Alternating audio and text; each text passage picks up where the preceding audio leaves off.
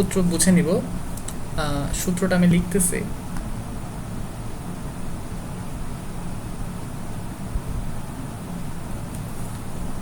আমরা যখন tan inverse x কে ডিফারেন্সিয়েশন করতাম, অর্থাৎ d dx tan inverse x, এটা সূত্রটা হচ্ছে 1 divided by x square plus 1, এটা ছিল আমাদের সূত্র। তো ঠিক একইভাবে আমি যদি এটাকে ইন্টিগ্রেশন করি, অর্থাৎ dx x স্কয়ার প্লাস 1, এটাকে যদি ইন্টিগ্রেশন করা হয় তাহলে যে জিনিসটা আসবে সেটা হচ্ছে tan inverse x plus c। তো এইটাকে আমরা এখন অ্যাপ্লাই করব। এই সূত্রটা আমি কেন দিচ্ছি সেটা আমি এখন বুঝাবো। অঙ্কটা স্টার্ট করি আগে।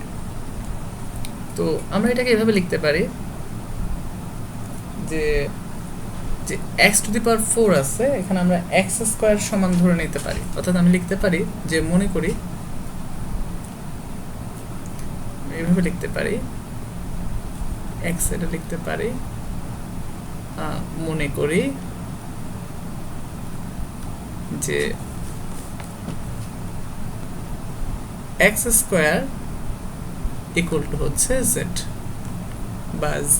হ্যাঁ, বা আমরা যদি এটাকে এখন ডিফারেন্সিয়েশন করি, x স্কয়ারকে ডিফারেন্সিয়েশন করতেছি, আমি লিখতে পারি যে d dx x square equal to হচ্ছে d dx z।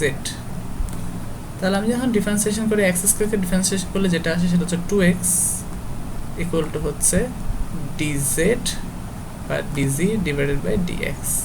dx কে যদি পাশে নিয়ে আসি তাহলে যে জিনিসটা আসে সেটা হচ্ছে 2x dx ইকুয়াল টু হচ্ছে dz। আসলে বুঝছো? তো আমরা এই যে এখানে একটা 2 আনতে হবে, এখানে কিন্তু কোনো 2 নাই।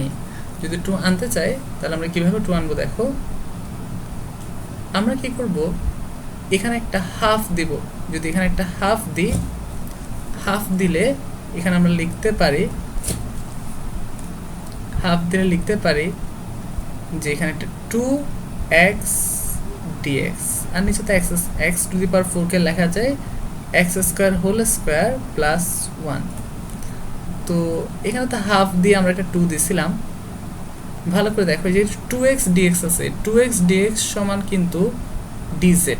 তাহলে 2x dx এর জায়গায় আমরা লিখতে পারি dz লিখতে পারি। আমরা লিখতে পারি এখানে dz।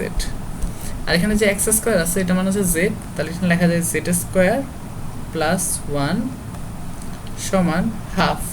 আর এটা যে সূত্র, এই যে আমি লিখেছিলাম dx x স্কয়ার প্লাস 1 মানে tan ইনভার্স x প্লাস 1, তাহলে এখানে dz স্কয়ার প্লাস 1, এটাকে আমি লিখতে পারি tan inverse z plus c। তো এটা যদি হয়, এই z মানে কি আসলে x স্কয়ার না, তাহলে জাস্ট z এর জায়গায় আমরা x স্কয়ার বসিয়ে দেব। তাহলে লিখব যে half into tan inverse x square plus c, এবং এটাই আমাদের উত্তর। আসলে অঙ্কটা বুঝছো তোমরা?